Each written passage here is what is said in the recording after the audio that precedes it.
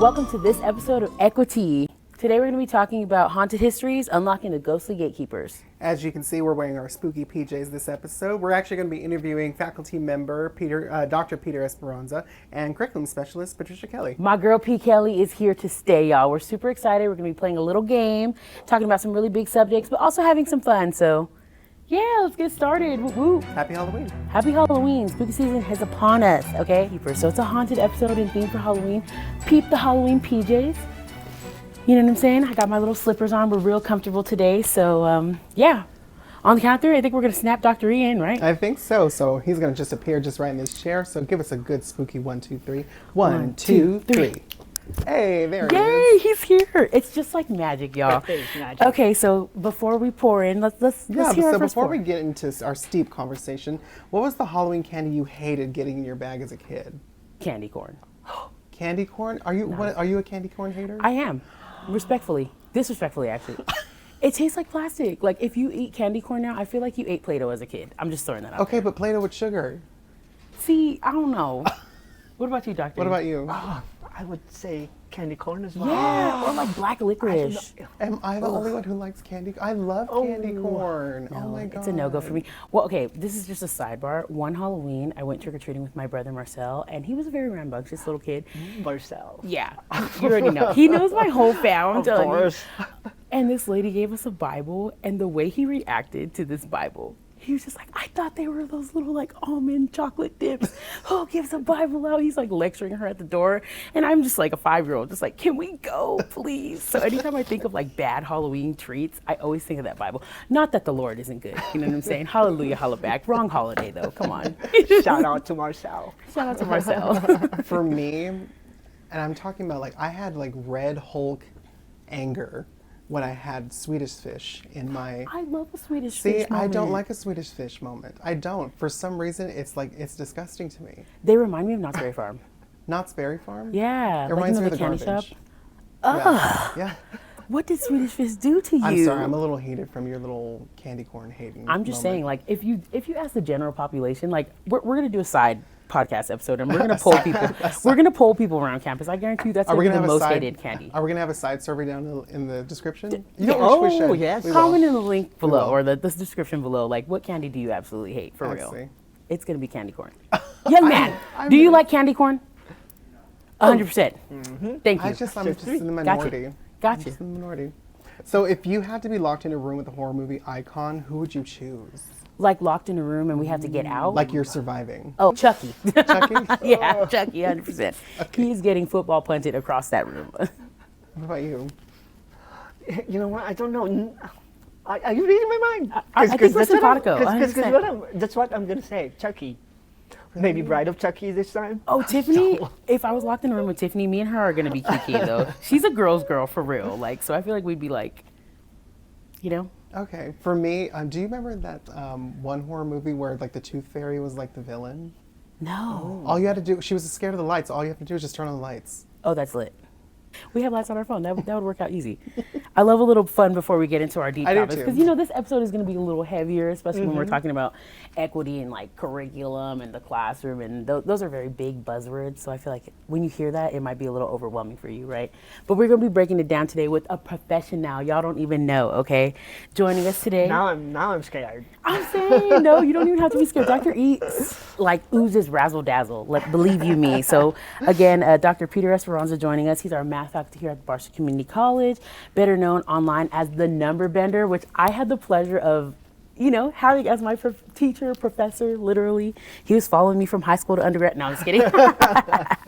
You know, he's a distinguished distinguished educator, YouTube creator with over 300K subscribers. We're going to give you your flowers today, Dr. E, because that's people really pretty- don't know that we have a celebrity on campus. Okay. And his work really does work to bridge, you know, gaps in math accessibility, inspire math to all students, not just the cookie cutters, right? Like, I know I can even weigh in on that. Like, I was not a cookie cutter math girly, but that flipped classroom did something for me, you know what I'm saying? So, and that influence going into like research and all that stuff. So before we get ahead of ourselves, welcome, Dr. E. Thank know what I'm you. saying? Thank you. Yeah, we're super excited to have you here. Me too. I know you've had such an interesting journey, you know, like you're an international guy, you know what I'm saying? Yes. How did you go from the Philippines to little old God, Barstow? this is crazy.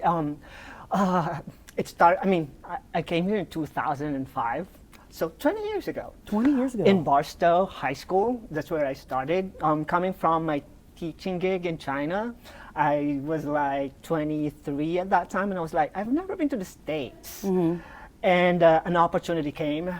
Barstow went to the Philippines, like right there in Manila, looking for math, science, and special ed teachers, and I just happened to be there at that time. It was their spring break and also my spring break, so it's all. I think it's. I'm meant to be here. Right. I got in, and then 20 years after, I'm still here in Barstow. I feel like how you explained that, you were like, where can I go now? Like, where is Dr. E about to pull up to now? I love that. And we're so like grateful that you landed in Barstow, you know? Me too. Although when I came here in '05, I was thinking, oh, Barstow, it's in California. And there's not a lot of, there's no YouTube yet.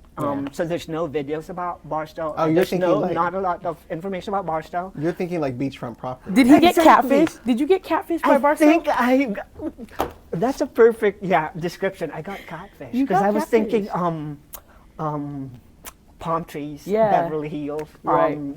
Disneyland. He pulled up thinking he was gonna be shopping on Rodeo Drive, y'all. Oh, there's palm trees. It's just dirt. Yeah, rat infested. No, I'm just kidding. We love Barstow. And, Oh, we you know, love I think Barstow. like a lot of people when they think of Barstow or like the desert, they sleep because like they think it's just nothing's around. But a desert sunset is unmatched. I really love the absolutely. colors of that, and like it's very serene Yes. here. Like I was asking before we even started filming. Oh, I just assumed you lived somewhere like this is. He was like, girl, I'm right somewhere across maybe from in this. Victorville or Apple Valley or Rancho Cucamonga. Right. He's like, no, I'm homegrown. I'm here. I'm homegrown. I'm a true Bostonian. You might run into Dr. E at your local food fest. God, You know what I'm saying? Stater Brothers. Yes. Period. That's So Dr. Ordering E, sushi. Yes. Oh, that sushi at Sarah, honey. You started this approach right here in Barstow. So what inspired you to start Number Bender and shift from traditional instruction to a flipped learning model? And for those listening who might not know, what exactly is a flipped learning model? Well, Anissa already mentioned the flipped classroom model, and I started it in Barstow High School when Anissa's still at the high school. Not in 2005. I'm not that old, y'all. No, not in She's a 2005. spring chicken. I started in 2012 using the flipped classroom model. I started it because I was teaching AP Calculus and AP Statistics at that time, and less than an hour of calculus and statistics a day won't cover the material that my students would be needing so that they could pass Right. the AP Statistics and AP Calculus with a 5 or a 4.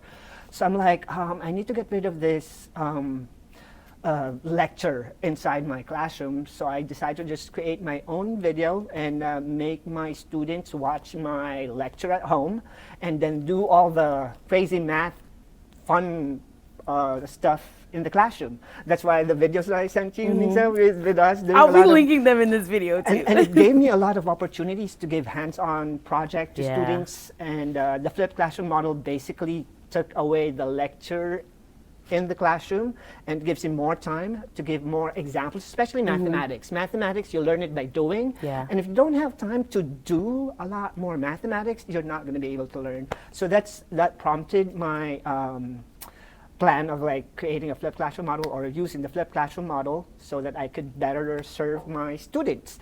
And then when I see that my students are really benefiting from the videos, I was like, I got the confidence from setting it to unlisted, all my math videos on unlisted, so that just my students are seeing it.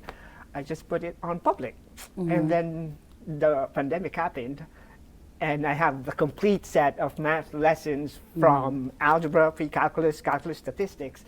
So yeah, a lot of my lessons have been used by students at home because I have the complete set already, even before the pandemic. So it's fate, I guess. Yeah, it's really meant to be. is. And I It's feel meant like to it be. really did help because, like you said, like giving us that pre-assignment, which is really homework, right? Like every classroom has homework, and us being able to like watch the videos and actually like digest the content instead of like coming to class. Because I know like I'm not a natural like math girly. Like I do well at like, you know, basic math. I mean, I went all the way, right? You know, but it's just Yes, like you I feel did. like AP sometimes, statistics? right? I feel like sometimes we think like you're not, you know, and I feel like being in your classroom and getting that type of exposure, it really did help me see it like, okay, it's not just I'm going to come to class and then I'm going to struggle with even paying attention to what you're talking about because I don't know what you're saying, you know, when it's boring and it's like you don't know the subject and it's very rigorous material. It's just like I clock out, but being able to get some of that beforehand and then us going into the classroom and you're like so hyped and like excitable. Like I was like, what is this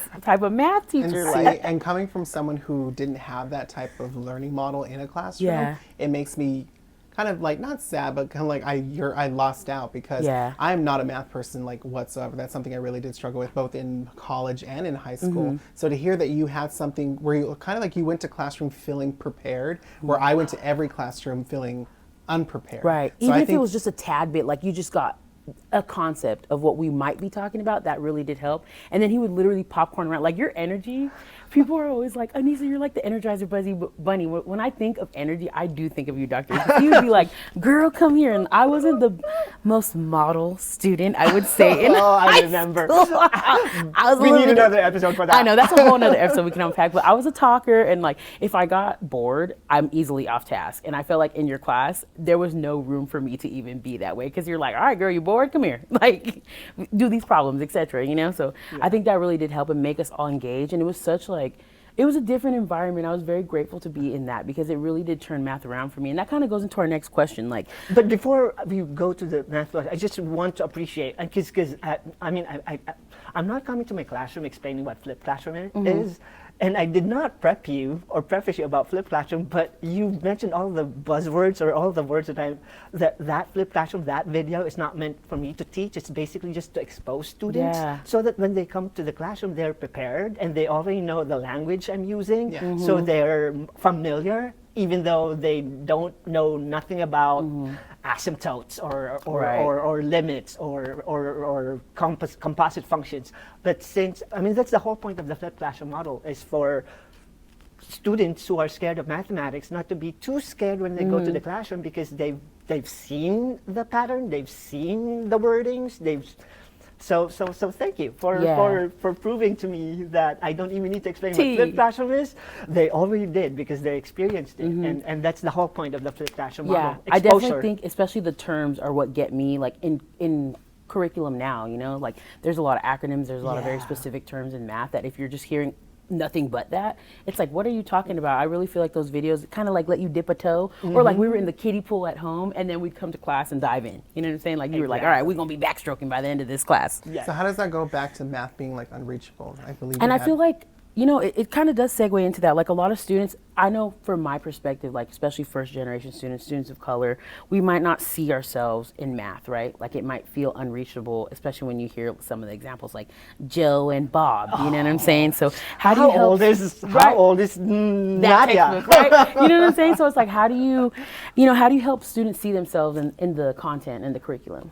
Well, as a person of color as well, and also as someone who struggled in mathematics during high school, I honestly hated math. I know this is incriminating, especially for my students right now, who might think that, oh, he's the math guru, but no, I struggled in mathematics, and that basically where I am coming from as a teacher. I am speaking the language of my students who are struggling, and in a math class, majority of the students don't like math. They have a certain perception about mathematics, which I totally understand, and that's where I'm coming from. That's why I started the flipped classroom model, because I know not all of them will be into math, but some of them might just be doing a little bit of math, and that video might help. Right. And that's me as how I view my students. Students who have varying level of aptitude when it comes to mathematics. Some are really, really good. Some are really, really advanced. But most often than not, my students are just there because they have to do it. And that's how I always structure my lesson, to make sure that I am reaching out, not just to the very smart ones, but to the students who are really scared of mathematics, who are struggling and think that they have handicap when it comes to numbers. I love how you mentioned that too, like phrasing it as scared rather than like low level of aptitude, you know, because I feel like I was one of those students that I actually started exceeding in the class, but I was just like so traumatized from past courses that I was like, this is not for me. And then he's like, girl, yes it is. Like pretty much just T. And then it was like, but you were so good at the high school when you were doing all those statistics and calculus lessons. I I mean, think pre-calculus lessons. But even like rephrasing that is like an equity mindset. Yeah. So when you think about equity in math, what does that actually look like in action? Equity in math, I see students. I don't see numbers. I see students who are wanting to learn. I'm not seeing grades. I am there to make sure that all my students will appreciate the lessons that I'll be presenting, and not to impress my students that I'm great at doing derivative content, and I will impress you with all my wonderful presentation about limits and antiderivatives. So it's not about performing or not playing a role that would scare students. It's more on how am I going to make this day satisfying for my students, that they feel that they win something. Yeah. Even in like doing some math problems or being able to like, oh, that's how easy it is. Those are the goal. And every time I go to my classroom, every time I prep for my lesson, that's always my goal, to make my students feel that not just that they learned something, but they won something. I feel like you give us ownership in the class. Like, it's not your class, it's our class. Yes. Yeah. And that makes it easier to like want to do better, especially when it's rigorous. Like, his class is not easy. We're not gonna fake the funk right now, because you will learn. Like, he's gonna prep you for college and university, but I think providing ownership really does make the difference. And like, it's easier to clock out when you're like, well, this teacher doesn't even care about me, or it's like the content has nothing to do with me. You gave like real world examples that are like, okay, like I'm locked in, I want to actually do good because I see my peers wanting to do good too. So I feel like that makes a huge difference. And building relationship. I mean, as an educator, as a teacher, as an instructor, for you to be able to really achieve your goals of your students really learning from you, it's building that relationship and building that trust. Yeah. Because without trust and without relationship with your students, learning would be an impossible thing to do. It's just going to be like work, like a boring work that you need to clock in, clock out. Right. And I don't want my classroom to be like that. I want my classroom to be a place for learning and a place for students to really show and then prove their potential just in the classroom.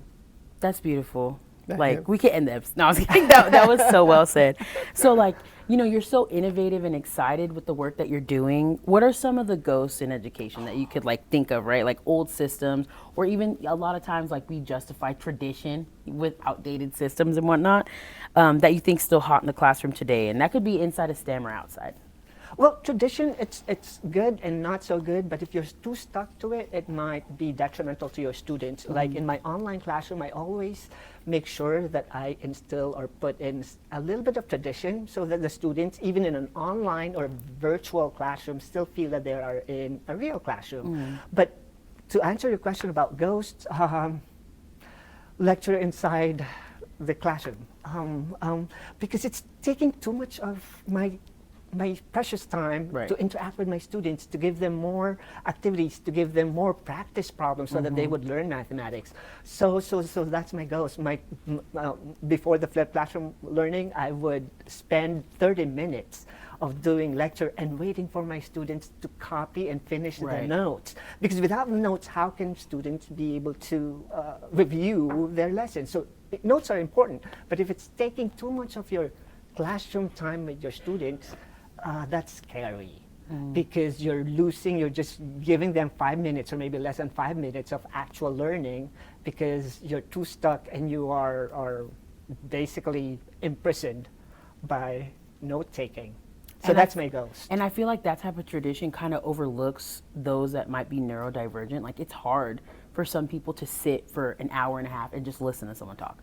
And click through slides that they might have reused for the last 10 years that have never gotten an update. You know what I'm saying? Exactly. So it's like having that, again, pre-exposure to, I know myself, like I take very detailed notes, but they're in my language. You know what I'm saying? Yeah. Like I'm going to look at your video and then break it down in Lisa in style. your language. Yeah. Versus like just trying to rush to get what's on the screen. Like I think that is another stressor that people might not even be acknowledging in class. Like I've been in that moment when you're like, oh my God, they just changed the slide and like I only have 2 sentences down. What happened? Because I write really slow, so I like go in panic mode. So to Yeah. me, I'm not really grasping the information. I'm just trying to write down as much as I can and Yeah.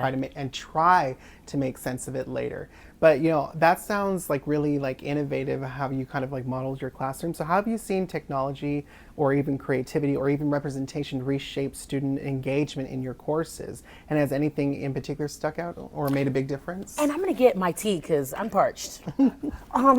Well, teaching, like me, I'm in the STEM field, so people might always think that I'm doing like dry math stuff, but teaching STEM, it requires creativity. And I believe all the innovations that I worked on and copied from off of YouTube, it's all because I want to be creative and I want to make sure that I'll be able to work with different types and kinds of students and how they learn. So I often challenge myself to learn new things, learn new innovations. I know that creating video, I started with just handwritten notes. If you've seen my first year video, it's very generic, but now I'm using a lot of engaging technology incorporated in my videos because it's a continuous process. Being an educator, you can't be stuck to your old system. You really need to keep on reinventing yourself, like Madonna and Lady Gaga. I was gonna say Cher, but yeah, they innovate. Yeah. They're always on Right. whatever decade or year it is. It's because as educator we have to have that mindset. Right. We always need to keep reinventing the wheel and strive to ensure that students are learning from us and not get stuck to 2005. I feel like And you know what? And no tea, no shade, but I am not a STEM person. For me, like just from a student's perspective, no tea, no shade, but STEM to me is boring. So if I have an instructor who knows that about some of their the students, hand is sending me right now. Like what? Sorry, I just get very passionate about this. Yeah. No, because I'm not really a STEM person. I'm more of like a social science type person Yeah. where that's my passion. So Yeah. for someone to kind of navigate that how I learn, I think that because you're not really playing to your strengths, you're playing to mine because I'm the student. And I think having that type of mindset is an equity mindset. Right. I think you, like you said, you have to get creative because you're going to run into students like me who don't find this very appealing. I'm going to be that person like, well, when am I ever going to use this in life? But if you find something to grab my attention and hold it, I think that's really great and wonderful. And we love the reference to Madonna and Lady Gaga. I just seen her this year. I'm gonna keep saying that in these episodes. I mean, equity is such a big word, and it's always a topic. But Yeah. a lot of instructors are, a lot of people have no idea on how to really apply it or use it. But it's really coming from your passion as an educator. You learn from how you are as a teacher, as an instructor inside the classroom. You meet different types of students, and you need to, I think, stay grounded and to always listen to your students and what they need. And I think, it's a continuous process to be able to really be good at how you do your instruction and making sure that equity is in your head. I love how you emphasize like constantly learning yourself. Like you've been an instructor for how long now? 20 years, You know what 20 I'm plus saying? years, 22? And he's, 22. look at that face card though. Can we zoom in? Because he don't look like he's been an instructor for 20 years, let me tell you. But I think like you just having that in your own values of like, I'm constantly learning to make sure that my students are learning at the best ability they can, or the most current information with the most current tools. Like that just needs its flowers in general. Absolutely. You know, you are the Madonna of math. Can we say that? I think Yeah, that I might can- need to I be. can be the Madonna You know what I'm of saying? You need to add that Math to your number. Madonna? I'm Not math telling you, Madonna. I'm telling you, that is the next like number bender / math Math Madonna. T. We love that. Yeah, keep reinventing yourself. Yes. So when it comes to like reinvention, right? Like what advice do you have for instructors who might want to reimagine or reinvent their courses to be more equity centered, you know, even in subjects where that connection might not be like super obvious, you know? Stay humble, because as professors, we tend to be too proud of our accomplishments, which we should. We've finished our master's degree, we've finished our PhD, we've spent so much time, effort, and invested so much money in our education. So Ooh, say we it should again. be proud. But together with that accolade of having that PhD, we also need to remember that we are educators and we are movers and we are influencers. maybe not in social media, but in our classroom, making use of your power and your title with that PhD right at the end of your name is you can make use of it to really give a positive impact to your students and maybe to your community. And as educator, I think that's what I'm hoping and wishing that all of us will do as instructors. And then bringing community in the classroom too, like update your curriculum, you know what I'm saying? Like there should be black and brown voices in math too, and stories in math. Like it don't always gotta be Bob and Jim, you know what I'm saying? Like it doesn't always have to be, you know, just straight mathematics too. Tell stories of where it came from. Because again, students can't really see themselves in any type of mathematics unless you tell them like where it comes from. So that was such like, you know, inspiring of what you said. So for aspiring teachers out there, what does it take for educators to move from being gatekeepers of knowledge to becoming bridge builders to learning? Ooh, that's a tough one. I've never wanted to be a teacher growing up. like First, shocker. I hated math. Two, I don't want to be a teacher. When I was in college, I was like, once I'm done with my degree, I'm going to be a programmer. I'm going to create my video games. But being a teacher, I think, really is a calling. You will be called into teaching, no matter what degree or program you're in. Like in my case, I just tried it, and it hit. It's easier, as opposed to just sitting down and coding and creating animations and 3D rendering. You impact people. People aspire to be you. People admire your intellect, and with your skills and with the talent you have a platform to really give yourself to your students. And I think that's what they should be thinking. If they're passionate about what they're doing, may it be in education or programming or anything, just do it and give your 101% to anything, because it will pay off. They say that being a teacher, you won't like get monetary rewards for teaching. Think again. I was about to say, I'm about to say, because you don't know, Dr. E. Fryer there. Like, we might have to cut some things out, but this is a baller right here, okay? Book tour coming soon. Think again. Think again. Real Think talk. again. And I think that just shows, like, you just can't go into the field thinking you're going to be stagnant. No. Like if you're going to have if you're coming in thinking it's just going to be low impact, it's another job, of course you're not going to make no bread, but look at you, you're innovative, and I know them subscribers is paying the bills, Dr. E, like. Well, that's a different he's like, I got multiple topic, bags. but yeah. But yeah, no, the bread, the money, it will come. It will follow you. If you're passionate into something, it will follow you. The bread will and you'll go be to the bakery surprised. I'm sorry, eventually. I was trying to compose myself because just hearing you say slang is just making my life. The bread will come, okay? He is the bakery. We love that. And I have to say, like, again, I was one of your early flipped classroom E's, yes. I guess you would call that. Anisha is one of my OGs teachers, the ones, my guinea pigs. 100%. I almost said oink, but oink. Wonderful experience. So, and I know I asked you for that picture, and we're going to be putting that in there because y'all are going to see me with a whole different hairstyle. I was flat ironing and relaxing and killing my hair, And but grabbing that manila paper for your presentation. I'm telling but you, so 8 down. Like the class was so rigorous, and I'm very grateful for it because I feel like that was one of the courses that I took, one of the only AP classes in high school that I was like, that prepped me for college. Like the demand and like you. having to like pre-research and do the things and know that I'm not just, because I feel like when you're gifted, you know, as a younger kid, like you go into classrooms and it's just come naturally to you. And that was one of the first classes I was like, oh, I gotta work. Oh, he making us work for these grades. You can't just show up. Like, dang, that's crazy. But it really did change how I seen math, because when I was younger, I did do good at math, but I just felt like some of the teachers that I had and the curriculum was just like, I didn't see myself in it. The examples you gave were like real stats, like in the world, what's happening in real life.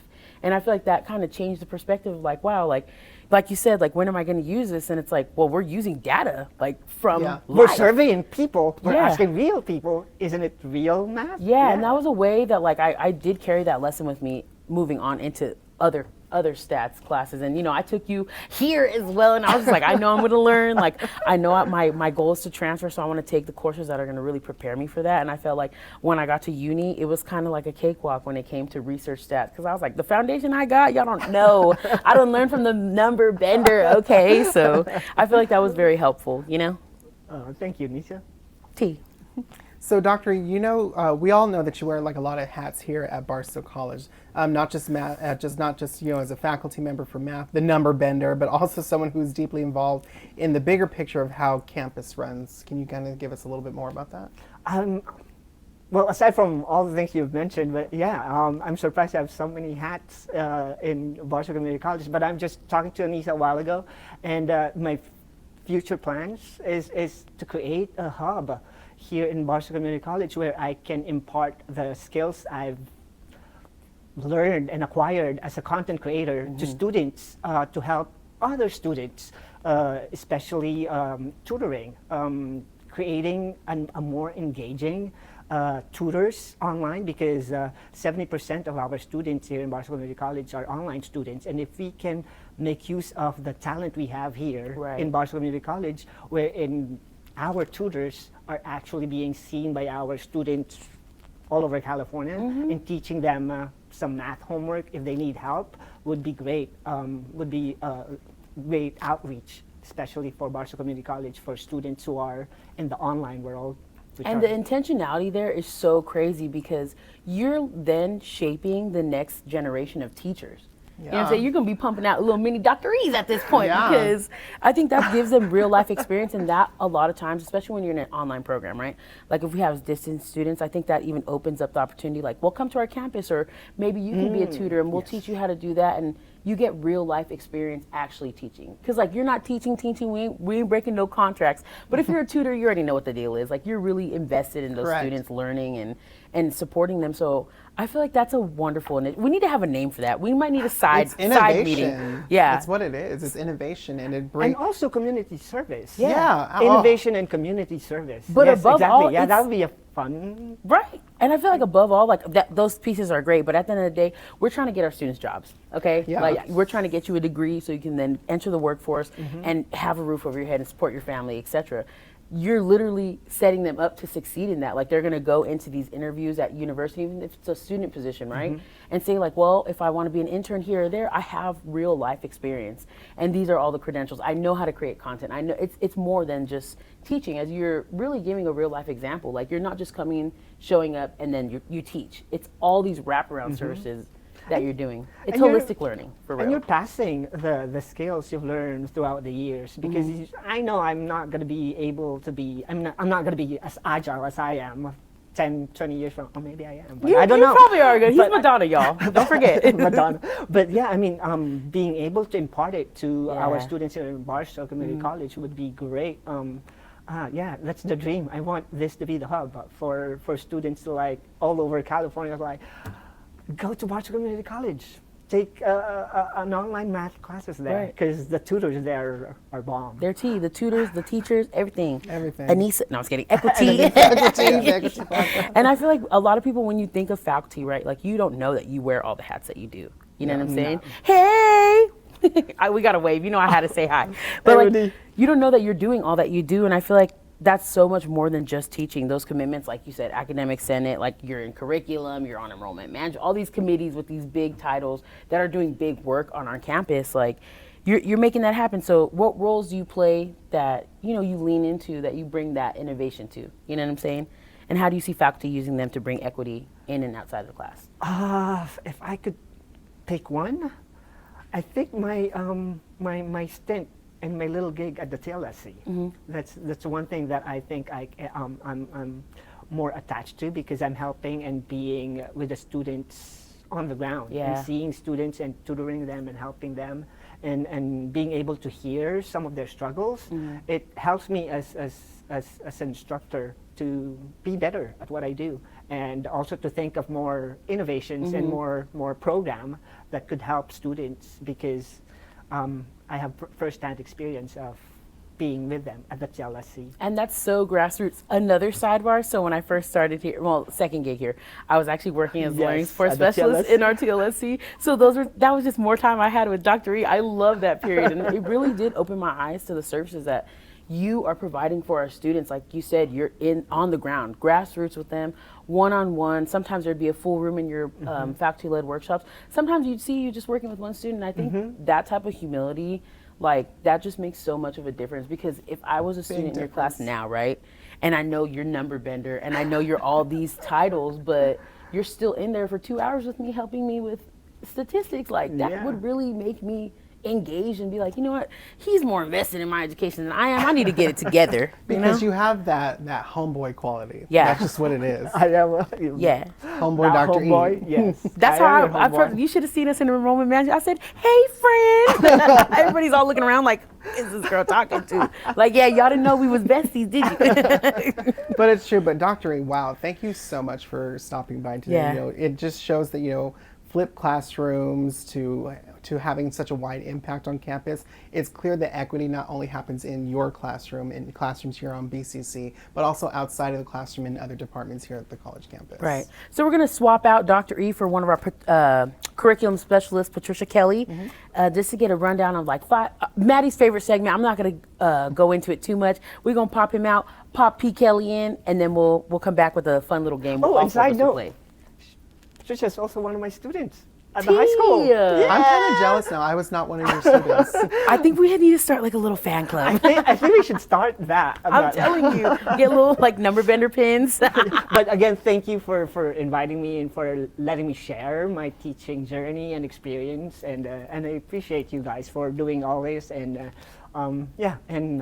making a presence to the community. Of Appreciate course. what you do, guys. And we appreciate you, you know, taking away that haunted history for real. Like the innovation, the effort that you put into your classrooms. I know that I was grateful and like very blessed to be able to get that experience. So thank you. if you're not enrolled in Dr. E's courses, it's part of your general ed requirements. Get up in there, y'all. Yeah. All right, so we're gonna pop out on 1, 2, 3.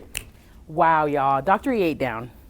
I felt like we were going down memory lane. I was trying not to be like, I know, low-key, I'm kind of jealous that I did not have him as an instructor, not even at Barstow College, because he was there when I was, because 2005, right? So I was a freshman that year. Wow. So I did not have the honor or pleasure of having, you know, I struggled in my math classes. So it's just like, it's never too late though. You never know. You know, maybe go for a bachelor's degree and then take a little prereq with We'll him. see. Just We'll to get talk taste. about that now. Just we're gonna talk about that on the side. But yeah, he really just was a great example of equity in action. And speaking of equity in action, right? Speaking of equity in action, we're gonna turn our attention to curriculum. So, doing Maddie's favorite segment. it's our favorite segment. Yeah, I it need is. you to get on the board with that. It is. It's Give Me 5, girl. With a twist. With a twist, with a little P. Kelley twist. Yeah. We say P. Kelley like she's some type of, you know, R&B singer. That's how I see her. Yeah. She's fabulous. She's fabulous, wonderful. We're excited to have her on here. Yeah. So, you know, our curriculum specialist, Patricia Kelley, she's gonna be breaking down 5 ways to understand equity in your courses today. So whether you're a student, faculty member, or even a classified staff, just curious, you know, about how classrooms can be more inclusive, she's gonna give you that breakdown. So in a little mini countdown, she's gonna pop in with us, literally. In 3, 2, 2, 1. 1. Yes! Yes. P. Kelley! Hi. We were just saying how, like, I don't know why I call you P. Kelley. It just feels right. Like, you're a star and you need a star name, you know? Thank you. You are a star. Yeah, she is. And she serves looks all day, 6 days till Sunday. It's like Pearl. I'm a star. Period. So we're super excited to welcome you and, you know, to have you tell us a little bit about how equity shows up in curriculum, you know? And a lot of times I feel like we've had this conversation, people just assume that it's a faculty-driven thing, and it really is, but you are a major support in that. So we wanted to give you your flowers and a little platform to break that down today. Hey. You know, breaking it down physically is also optional, but feel Yeah. free. Like a pile driver. Yeah, Whoop up. that was not the route I was seeing that, Oh. but if that's what's calling you, go ahead, P. Kelley. I heard physical and I was like, okay, WW, let's go.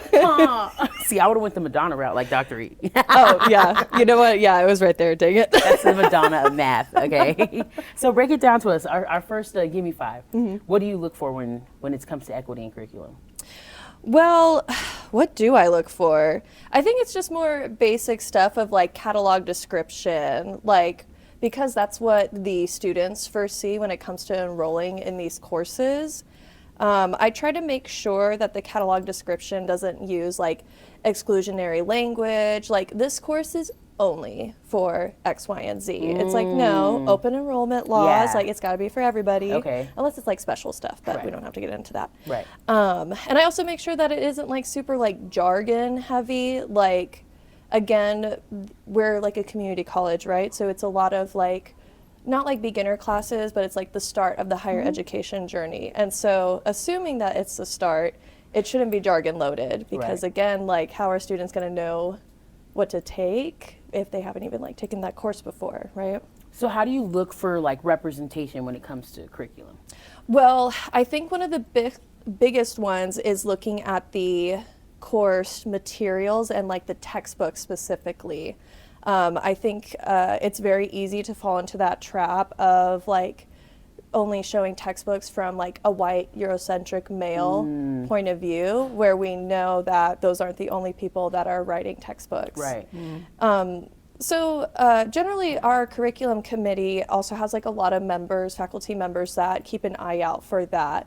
And so that's just like kind of more like basic things right there that I like try to keep an eye out for and maybe give my 2 cents on like, hey, it's looking a little Eurovision over here. Yeah, You know? that's a wonderful movie. I don't know if you guys have seen that on Netflix with Will Ferrell. I constantly sing those songs. I need to enter. But I think that's wonderful because it's all about seeing yourself reflected and giving others a chance to being seen as well.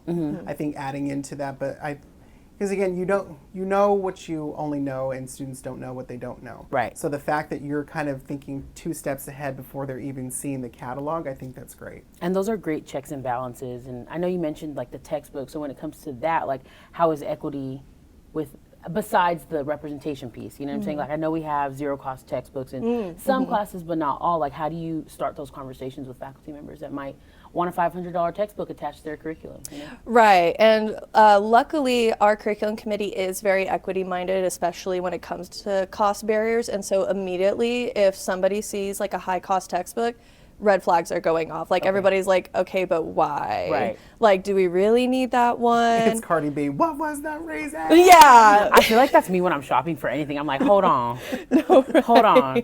Do I need this ninja or can I do like the ninja? You know what I'm saying? Like I'll do the thrift store version of it. As long as the lesson is the same, the smoothies come out right. Do you want Transformers or Autobots? No, exactly. Autobots assemble? Like No, not for about it. real. Because like back in the day when I was like going to college, like I was like, I am not going to pay for these textbooks. Right. I'm going to go to the library. I'm going to check it out to do my assignments, you know?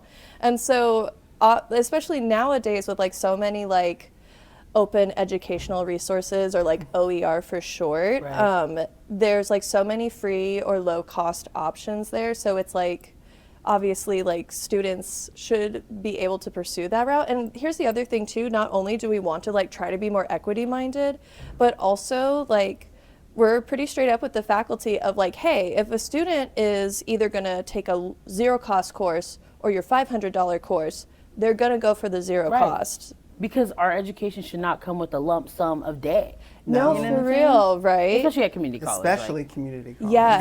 Yeah. And here's the other thing too, like we don't want to create that like economical barrier because that's also like an extra perspective that's missing Yeah. from the course. You know, right? and instructors shouldn't go in thinking like, well, they have financial aid or they have special programs and services. Because I'll give you an example, like the EOPS book voucher is $500, but that could easily be one textbook Right. if Yeah. you think about it, or even just 2. And then if you're taking a full term load, like that's 4 classes. Like, okay, but I just used all my vouchers or my financial aid that I'm able to use on one class. Like I have 3 other classes to support myself. So I'm glad you that's a forward way of thinking. It's like, it's really meaningful work that our faculty members and you are supporting, really, you know, especially when it comes to spotting, again, like you said, barriers for students that might not be visible to just anybody, like spotting the invisible barriers is really Yes.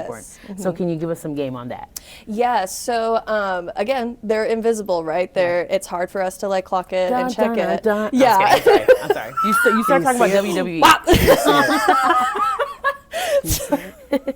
Oh, I love the prop. Love Sorry. that. This is too much fun for them. Okay, so invisible barriers, right? It's kind of in the name of like they're pretty hard to see. Yeah. And so like some places where invisible barriers show up tends to be in like policies and procedures or like enrollment requirements, or one of the bigger ones that we're talking about at our institution are pre and co-requisites. And so sometimes people don't understand that like these barriers can essentially create just an additional hurdle for students when already they have like so many external hurdles that could prevent them from succeeding or like completing their degree in the most efficient manner.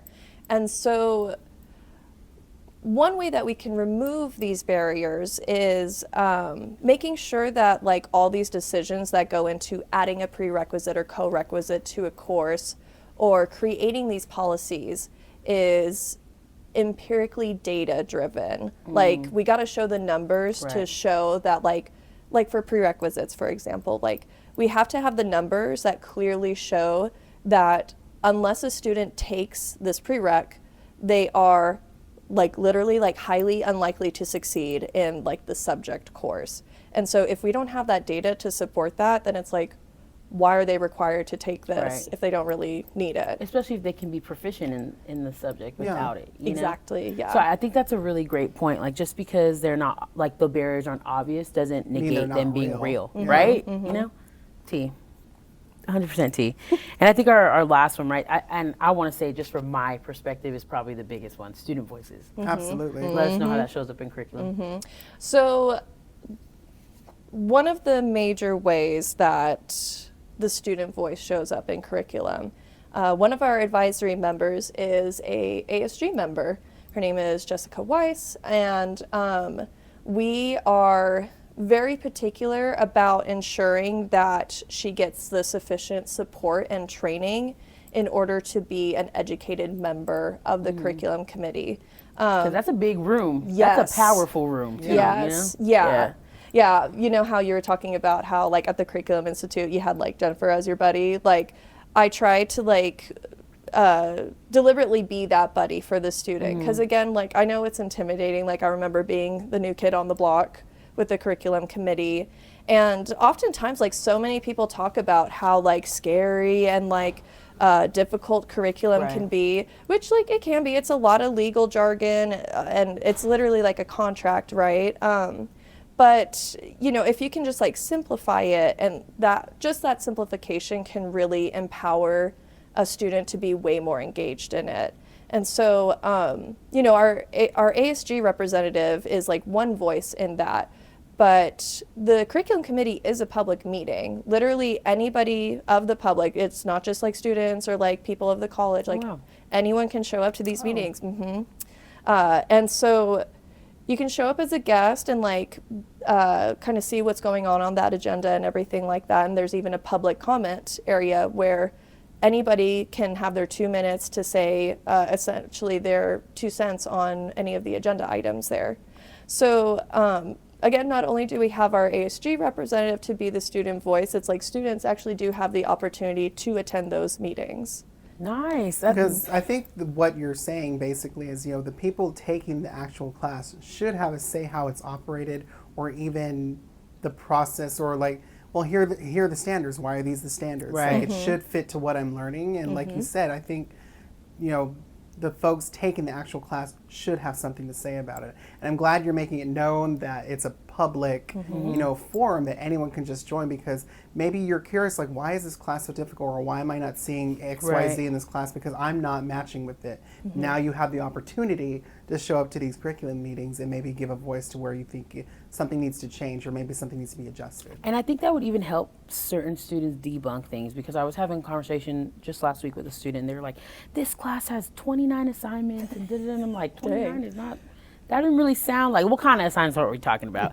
And I feel like that, like, if you're like, well, this is too much for this class or whatnot, then you guys can then debunk, like, well, there's hours attached to this. Like, there's a whole outline that describes that what we as instructors are required to put forth to our students. It's not just somebody willy-nilly assigning you 29 assignments that don't matter. It's like, we gotta stay accredited too. You know, this class has to matter. Oh yeah, legally, for sure. You know? And also, like, all of my friends that are here at the college, if they're kind of bringing that attitude where it's like, dang, like, is this, like, even relevant to, like, Right. the course? I'm very quickly like, okay, let's look at the student learning outcomes on that. Like, these are, like, the legal requirements that Right. faculty have to meet with this. And so it's like, you know, like, it's so funny because sometimes I worry about, like, taking courses here now because it's like, oh, like, I know that stuff. And Yeah. so I wonder if, like, faculty get like a little nervous.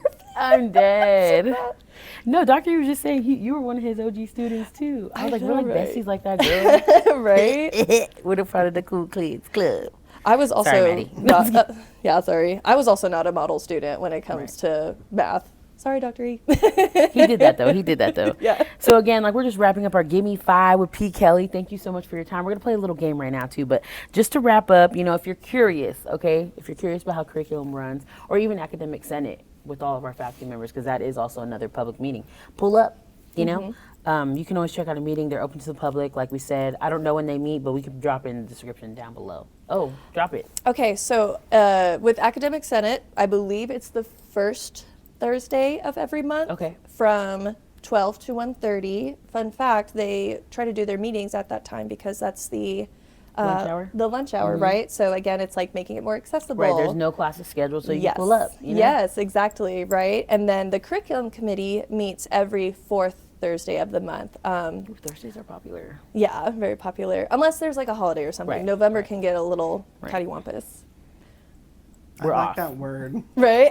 I want I pass. gotta want that. I got it from Jennifer. Like, she uses it all the time. It sounds like a Dr. Seuss word. She's kind Probably of a is. Dr. Seuss persona, so that makes sense. All right, well, thank you for your time. You know what I'm saying? We're going to be dropping into our next segment right now, but we need to bring another chair here, to be honest. 'cause Yeah, we do. Dr. E's just waiting on the side, so we'll be back. Okay, squad has assembled. Welcome back. We're going to be wrapping up our episode with a fun little game because we talked about a lot today, like a lot of Yes, very heavy. heavy topics. Even though it was positive, we want to have a little fun. And it's Halloween. Y'all seen all the decorations, all sponsored by Maddie's office. Thank you. You're welcome. So yeah, we're gonna be doing a little game called Nightmare or Dream. This is our rapid fire, little quick questionnaire, very Halloween themed. So we're just gonna be taking turns pulling a card, reading the prompt, and then saying, you know, how we'd feel about it. Nightmare or Absolutely. Dream. So first one.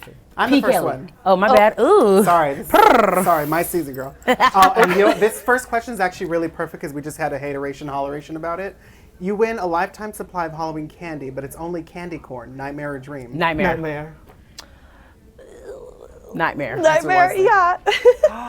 Hateration, holleration, all around. This is ridiculous. I'm done playing. Listen, it's not that I don't like candy corn. It's fine, but I'm like, where am I going to put all of it? Right. Lifetime supply? Like Okay. right now? When you spin it like that, okay. This hand is sending me. You shouldn't give me. You should never give me a pointer.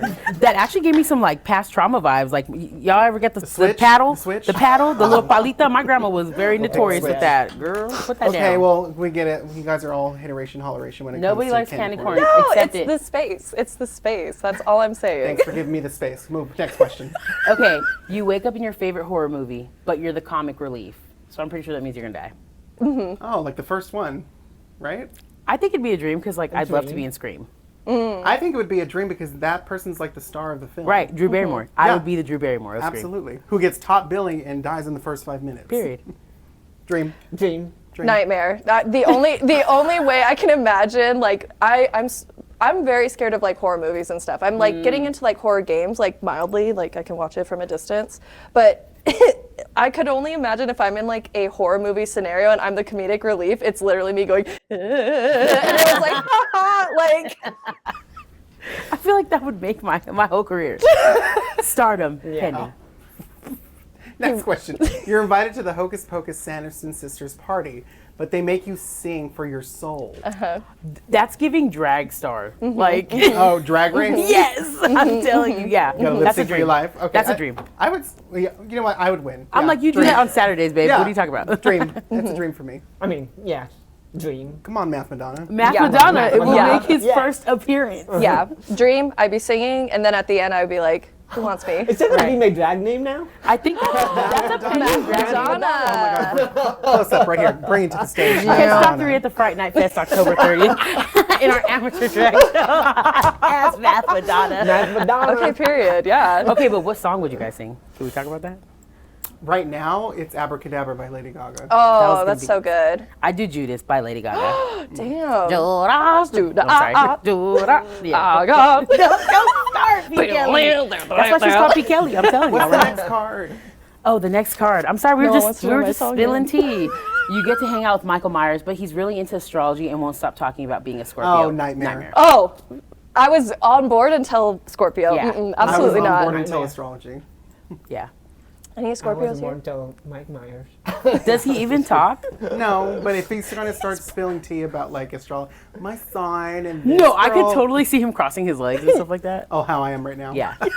Literally, both of us like. Same build and everything. I'm just kidding. Meanwhile, I'm vibrating, waiting to ask what your Right. guys' signs are. Like. It's a Virgo. Okay. Yeah. Yes. Virgo groove. Shout out to Beyonce. So you wake up with witch powers, but every spell makes your hair a different color. Oh, Dream. easy. You know how Boom. often? You know how much money that would save me, first of all, So much. and time and effort. Dyeing curly hair is not for the weak. Let me tell you. Okay. Oh. The crash shots I have in my bathroom. I have like a 2-sink bathroom, and one of them is like a mixture of like vomit rainbow hair color, like just around like the sink, you know, because Yeah.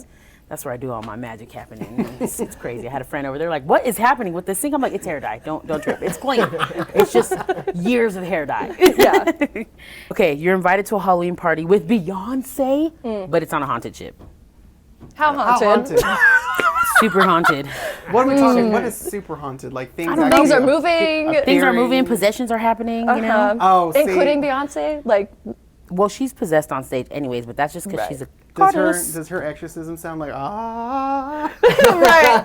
I don't care any of the logistics. I'm gonna go. It's a I'm dream. gonna go. Right. Yeah. Yeah. Dream. It's I'm gonna Beyonce. say nightmare and not go. Snatch Just my so I soul, could- Beyonce. Just so I No. could rub it in Percy's face. Right.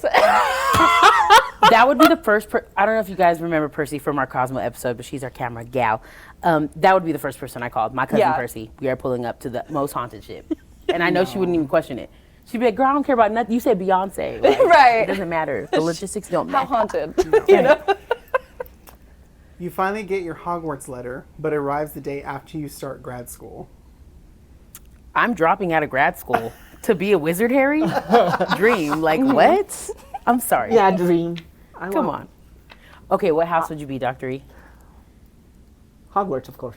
But That's wow, a school. That's a school. I'm the Asian Harry Potter. Like, glasses. Period. Math Madonna, Asian Harry Potter. Like he has a list of names. The roles never stop. Okay. Wait. So what's your? Wingardium Leviosa. Okay, we can figure out the house. So what's your astrological sign? Oh, P. Kelly. What? Aries. Okay, so that's giving Slytherin? Gryffindor. But maybe I feel like Slytherin. he'd be no. You could never be a Slytherin. Look know, at I that cannot- face. I think he could be Ravenclaw. Ravenclaw for sure. Yeah. It's because he's wearing Obscure, blue. super smart. You know what I'm saying? Okay, yeah, Yeah. Ravenclaw. Period. Okay. I see it. What would you be? You know, I want to say Ravenclaw, but I think I'm a little too evil and opportunistic. So I, agree. think No, I'm Slytherin. just kidding.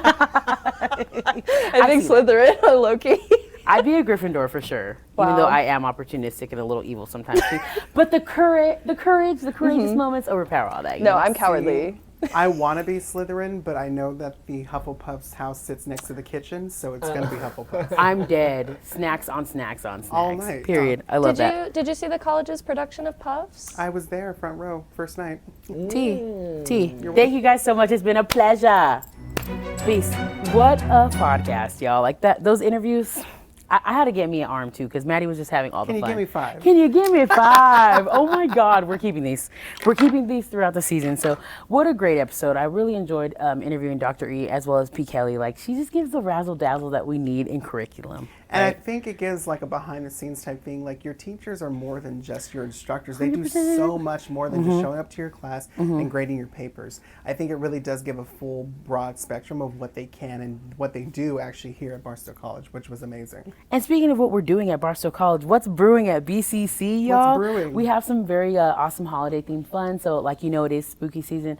October 30th, Associated Student Government, as well as our other student organizations like Black Student Union, Latinx Society, True to You, club, all the peeps, okay? We're gonna be having a Fright Night market and fair right in the back parking lot and student services, as well as in that courtyard. So there's gonna be games, a really great opportunity for our clubs to, you know, raise some money for their clubs and a lot of the initiatives that they're doing. It's spooky connections in the courtyard. Spooky connections in the courtyard. From 4 to 8 p.m. So lock in, y'all, October 30th. Make sure you guys pull up, support our student orgs. And November is a very exciting month because November is Native American Heritage Month. We have a bunch of scheduled programming, so stay locked in and pay attention to your student email because that's where we're going to be advertising it. Yes. On November 3rd in the Performing Arts Center from 12 to 2, we have a guest speaker coming in. Her name is Miss T. Miss T. Equi-Tea. Equi-Tea from Miss T. No, she was a former CalWorks student, and she has built basically her own empire. Wow. She's been on the Forbes list. What? She created the California's National Day of Dance. She was named California Woman of the Year. She has a lot of accolades. She has contracts with Disney, and she supports youth and college students all around Southern California and even the United States abroad. So her name is Miss T. So come and check her out November 3rd in the Performing Arts Center from 12 to 2. First 100 people to come get a free lunch. What are y'all serving? I don't know, but I'll get back to you on that. Period. Come on down. We might put that in the description below, or we might not. Just pull up. Freeze for me, you know? Absolutely. I'll be there regardless. It doesn't really matter what we're serving. So yeah, that's been today's episode. As always, we definitely want you guys to spill the tea back with us. Let us know what's working. Let us know what you guys want to see. Maybe some student stories you want us to highlight, certain topics, etc.